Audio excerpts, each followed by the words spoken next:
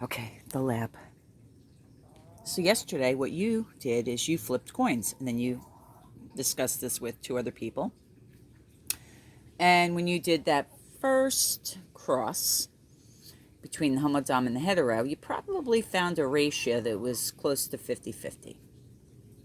29, 21, 25, 25, 26, 24. Mathematically, it should have worked out like that. Because every time you throw that coin up in the air, the chances of it being either a heads or a tail is 50%. And that's probability. It's kind of like you're not going to flip the coin and get 10 heads in a row. You may, but the probability of that happening is very low. So in 50 flips, which is a pretty good sample size, you're going to see the ratio is about 50-50 for these, for the offspring of that combination. Now, when you did it for the heterozygous parent and the homorecessive, you probably saw also a close to 50-50 of the types of genes you would have in the offspring. 50% being hetero, 50% being homorecessive. Once again, probability. Now, you did this with coins. Mendel did it with peas, planting them in the garden, watching them grow, harvesting the seeds, planting them, watching them grow, see what traits appeared in that second generation. Very, very time intensive. What, 8,000 crosses he did, or over, a very long period of time. But hey, he was a monk, and that's what he did. Because not much else doing if you're a monk, other than praying. Now, Reginald Punnett took it and just said, hey, the math it's there. It's a truth in nature.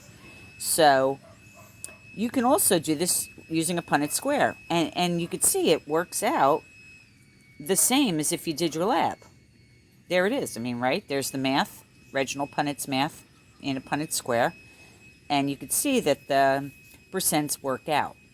Mendel didn't know this because he was just trying to figure out the basics of it. The whole thing that alleles segregate during gamete formation. So if this parent has two dominant alleles, it can give only one of them to a gamete. In this case, it can only give dominant alleles. And this parent has a dominant and a recessive, so it can only give a dominant or a recessive allele to the gamete.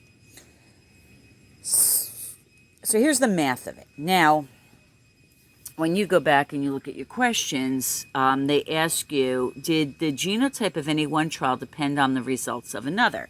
Well, the answer is it's like a coin flip. Because I got heads the first coin flip, does me getting tails depend on the first coin flip being heads?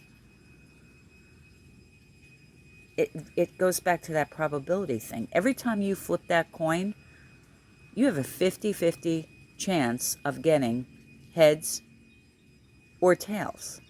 Now, when you flip the coin again, your chance is still 50-50, but the chance of that event happening again, like it did the first time, is the product of the two individual probabilities. So, if you have a 50% chance of getting a heads or a tail, and the second time you flip the coin, you have a 50% chance of getting the heads or the tail, getting two heads in a row is the product of the individual probabilities, so 1/2 times 1/2 is a quarter. So you have a 25% chance of getting two heads in a row. It does happen. 3 heads in a row, you have to multiply the probabilities. So a quarter now gets multiplied by 1/2, and you just keep doing it. So having 5 events happen in a row, 5 heads in a row, the probability goes down dramatically. Try it with a coin today. Flip it. See if you get 5 heads in a row. If you do, the probability of that is the product. 1/2 times 1/2 times 1/2 times 1/2 times 1/2. That's the chance of getting 5 in a row.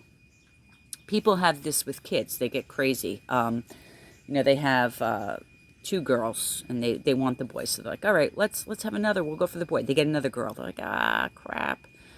Then they try one more time. They get the fourth child. That's the sex that they're not really interested in.